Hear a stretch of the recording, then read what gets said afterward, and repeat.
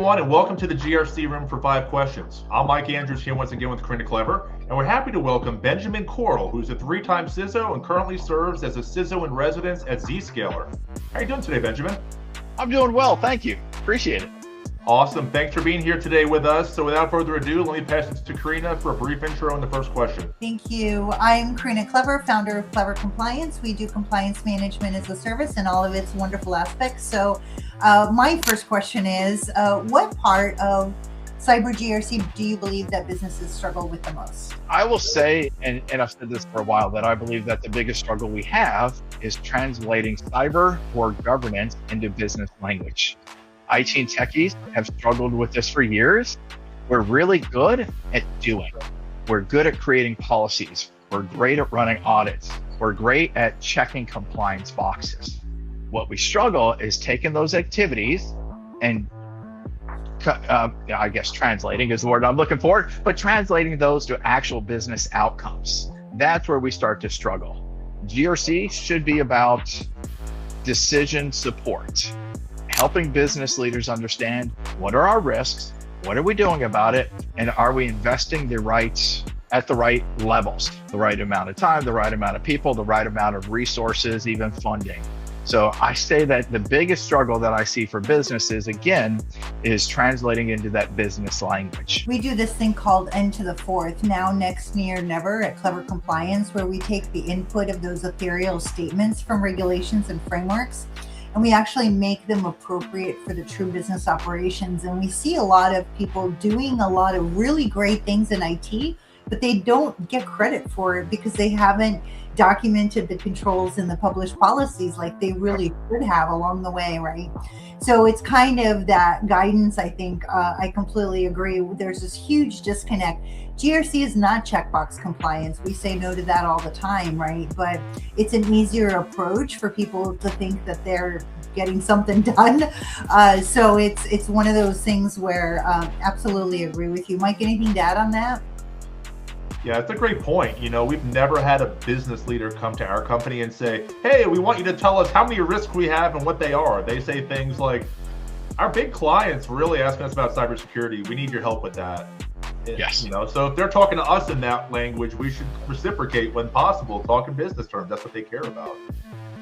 Yeah, in whatever way, and talk to them in the stories that we tell, the things that we tell, the ways that we're telling it are the ways that they're asking us.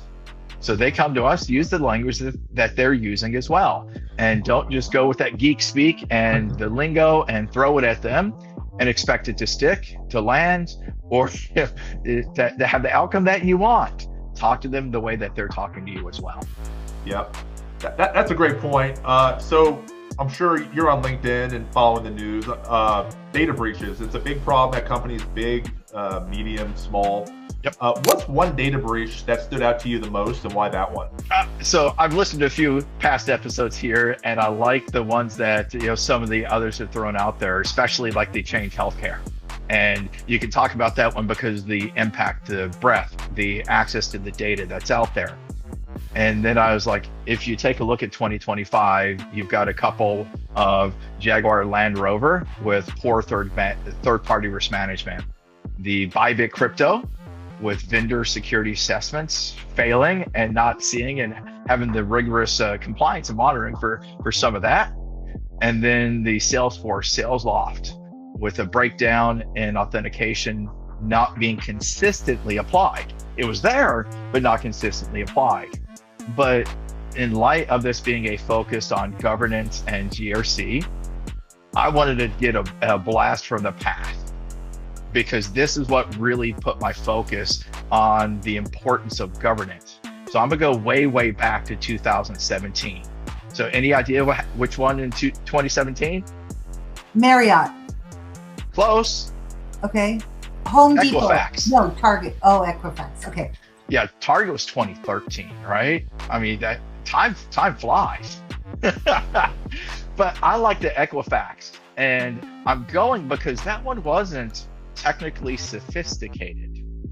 It was a known vulnerability with a known patch and the appropriate amount of time to push before exploitation happened.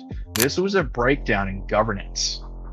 breakdown in the governance, asset visibility, but it was really a breakdown in accountability. So we can talk technical faults, batch management, certificate monitoring, escalation, things like that. But this wasn't a security problem. This absolutely was a blatant GRC failure. Who owned the responsibility and who was accountable? That's why this one jumps out to me as a breach worth at least reviewing. Because again, it's, do our controls, do we have adequate controls? Are they in place? But who actually owns that? Who's accountable and who's responsible? That is why this one is one that I go back to and use as an example from time to time. And I think that kind of hits the nail on the head as far as the governance skill sets that we see in the industry, right? Because some are kind of born of attorneys, meaning their job is to protect the company at all costs, rightfully so. That's how they're trained and that's what they should be doing. But that deflection in governance space tries to make it so that you have controls when you may not. But it's a great way to say, damn it, yes, we're going to protect you from the auditors. The auditors are going to get nothing on you, right? And so, but if you're not looking at it from a readiness perspective, just for real life, it becomes this big monster in your head, and you can't align the right resources to it. Some leaders, unfortunately, see governance as a purely administrative checkbox compliance, shuffle the paper inside the folders, and it's just this administrative, brainless, just show me the report once a quarter and okay, whatever. Right. So it's not a lot of involvement. And I think this is what makes it really hard to, number one, get into the GRC space and really know what to do with the GRC space, because so much of our GRC space, as IT is very sponsored by companies. Yep.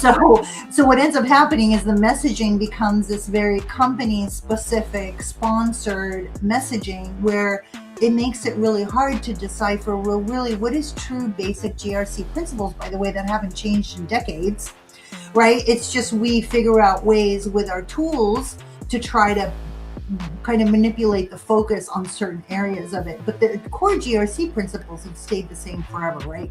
So you really like, what organization does compliance belong in? Is it under internal audit? Is it part of IT, right? Is it completely self-sufficient?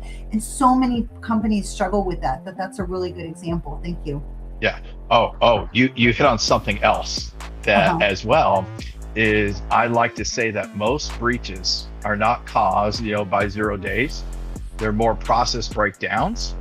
A tool does not solve your problem. Never. A person and a process solves the problem. Yeah. So you have these breaches, they're in the newspaper, I'm old. They're in the news, all of that's out there. And then you get these vendors that are hitting you up. Had you had our solution, you would have had that breach. And I'm like, a tool doesn't solve a problem. If you didn't configure that, if you didn't have it set up, if it wasn't monitored and maintained, we still could have had the breach. So tools don't solve it, but people and processes do. Well, I think to even add to that is we are seeing a lot of our clients have too many tools. We actually call it toolard, right? And so there's so many tools that you don't even know where the focal area is and what is the source of truth for a particular problem, because there's this overlap and kind of redundancy and negation okay, you have the same vulnerability, one's on a blue screen, one's on a green one, one's on a red one, right? Whatever, orange one, whatever color your screens are. They're getting a lot of their source information from the same data place, and it just makes it hard to really decipher, and it creates swivel chair operations for the technician sitting actually at the NOC, at the SOC, trying to figure out which one is really telling me the truth. Yes. And which one matters more? Completely agree. Karina, you ready for the third question? Yes, I'm sorry, it's my turn. All right. So what is the most impactful GRC related advice that you have ever received? So, all right, this is not just GRC related, this is more business advice, but it came in GRC for governance, and it is, don't confuse activity with risk reduction. And you can remove risk reduction and make it applicable to everything else in life. Don't confuse activity with risk reduction. Early in my career, maybe 10 or so years into my career, so being 30 years, I still call that early, I saw teams celebrating passing an audit and high-fiving and all of this. And I'm not saying it wasn't important, because we were told to pass the audit, but they were high-fiving the audit and that they passed. Achieving the audit was not the important thing if it did not lead to risk reduction. We did all of this work. We did all of the prep work. We spent weeks, if not months, putting all of this in place, and we passed the audit. Great. But did we actually reduce risk to the organization as well? So I had a director at the time is like, don't confuse activity with risk reduction. This is a good win, but are we now in a better place than we were before? Now you would hope by putting everything in place, the audit, the GAP, all of the controls that are out there, are you in a better place? But don't confuse work, don't confuse activity, don't confuse busyness with risk reduction or risk management. And the only thing I'm going to add to that is GRC never ends, and it should never end, right? The evolution, the continual improvement, it's designed in a way that you can just only get better and better and better. So you've never arrived. You just are, you should have many wins along the journey. Yep, I like it. Yeah, well said. Both of you goes to show why risk should be tended to before compliance. All right, well, we're getting a little short on time. We have a couple of good questions left here. Question number 4 is, what do you do differently that allows you to excel in this field, Benjamin? I believe I do 2 things. Number 1, I talk to people. And number 2, I like to simplify as much as possible. So I talk to people, I ask for clarity, I try to make sure that my programs are aligning. I try to get to, what are you doing? Why are you doing it? And what is the intent behind what you're doing? It may not make sense to me. So rather than assume that you're just out of your mind or that you don't understand, and why aren't you adhering to my policies? Why aren't you doing the things that I've said? Maybe I'm the one in the wrong and I just don't understand. So rather than just make these wild accusations or assumptions, I talk to people. I try to align and make sure that I'm aligning to the needs of the business rather than trying to fit the business into my world, whether I'm the one creating the policy, whether I'm the one implementing the controls. So I talk to people, and then I simplify. GRC cyber can be very complex. So I try to focus on what matters most, who actually owns this control, this risk, this whatever it is, and how do I know that we're improving? And then that can constant, never ending improvement. Yeah. Anything to add to that, Mike, or we're ready for the last question? No, it's very practical. It's so important. You have to know who owns absolutely. it. If there's no owner, it may not get done. I mean, right. People may not know who's doing what. So over 25 years ago, we used to call it one throat to choke. Yeah. I don't know if that's even something that can be politically correct to say now, but that was a long time ago in the GRC space. All right. Yeah. So last question. What is the one top thing that businesses can do today to strengthen their cyber GRC? Yep.